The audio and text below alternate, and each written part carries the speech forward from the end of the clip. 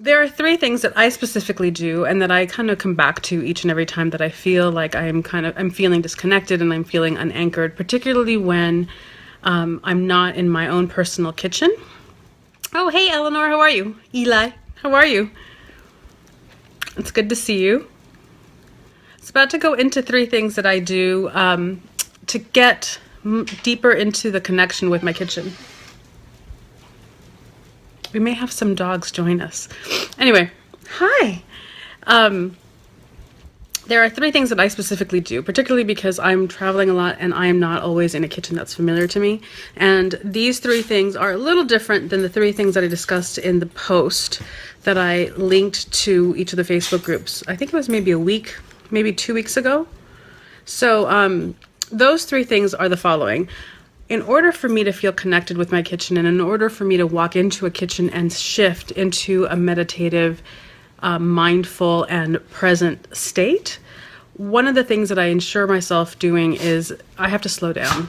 It's critical that I'm slow, that I don't rush, even though I may be pressed for time, that every single task that I do in the kitchen, I really bring it down and I slow it down so that each action, each movement, each piece of food that I'm touching, I'm really being present with, and I'm really, I'm connecting with it. I'm connecting with it, I'm feeling it, I'm smelling it, I'm just coming into present relationship with it. Just that act alone for me really brings me into a meditative space with just about everything I do.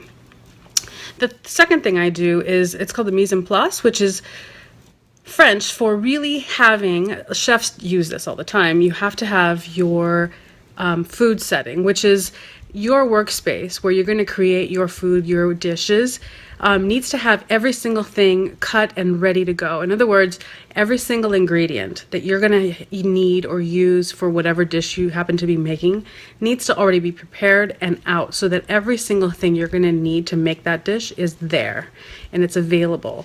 And this kind of preparation is critical because what happens is not only does it make for a much more efficient cooking experience, but it keeps it going on this beautiful flow. Everything you need is already prepared. Everything you need is already there. And there's no breaking in your momentum in terms of making your dish. You don't have to stop and suddenly look for the cumin or turn around and dig through the refrigerator for that one thing that you forgot to get out. Everything you need for your dish, for your recipe is on the counter. It's chopped, it's ready, it's organized. And that, I think, is amazing because it's two things. One, you have to think through what you're going to make. Just the act of preparing each of those ingredients is also its own meditation. And then when you're doing the dish, it's all there for you. You're in this constant flow. And I think that that really goes hand in hand with slowing down, but it also goes hand in hand with being present. So that's the second thing I do. I think that that's really critical. The third thing I do is clean the kitchen, which was not necessarily always my forte or my strong suit, but cleaning the kitchen while you're cooking is one thing, but also make sure that at night, once you're done with the kitchen, you completely return it to its pristine state. And that does a couple of things. Number one, what you clean is what you know. The more you clean something, the more you know it intimately. You know the nooks and crannies. You know what tends to get more dirty than others. You touch it. Cleaning is about touching, and there's an intimacy with that. So you get intimate with your kitchen space by cleaning it.